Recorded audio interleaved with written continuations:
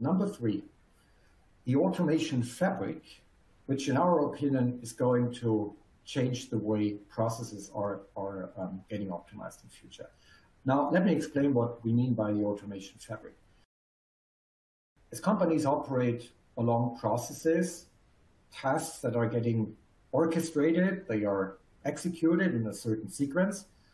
Now, with everybody implementing automation technologies and intending to secure the investments in automation technologies, what we are already seeing and starting to see more and more is that a diverse set of automation technologies gets applied to automate all these end-to-end processes. You might have a very complex process that requires a digital process automation tool to automate parts of it or to orchestrate the end-to-end automation. We will see some RPA bots here and there. We will see some iPaaS integration capabilities, some chatbots, some intelligent agents, natural language processing will be leveraged, some APIs here and there, some low-code apps. So in order to automate an end-to-end process to its fullest extent possible, but also useful also for human beings, we need to orchestrate all these automation technologies.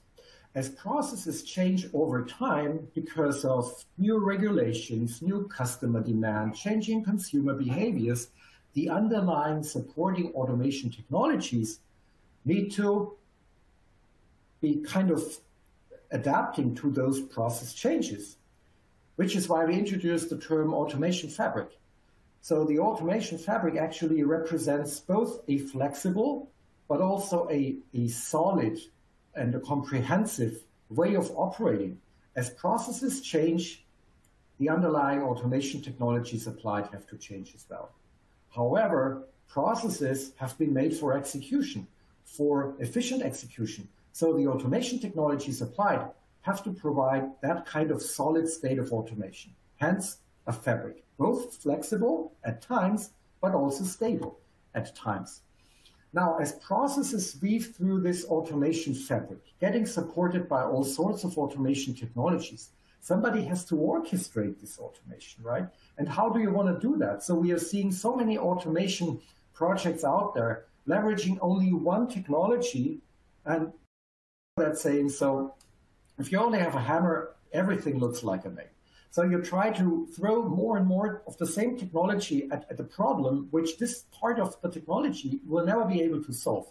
So many technologies required to automate end-to-end processes, but as long as you don't know the process, you cannot automate that. That's why understanding processes, discovering them, maybe applying mining technologies to do that, improving the processes through understanding the weak points, applying automations to those pieces that can be automated.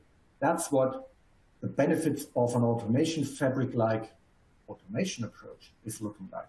And since we are seeing more and more enterprising going that path, investing in more and more diverse automation technologies, intending to secure their investments, intending to scale automation to far beyond the mundane repetitive tasks toward end-to-end processes, they need to think in, what is the process looking like? How many variants am I running today? Can I still afford that if I want to automate as much as possible?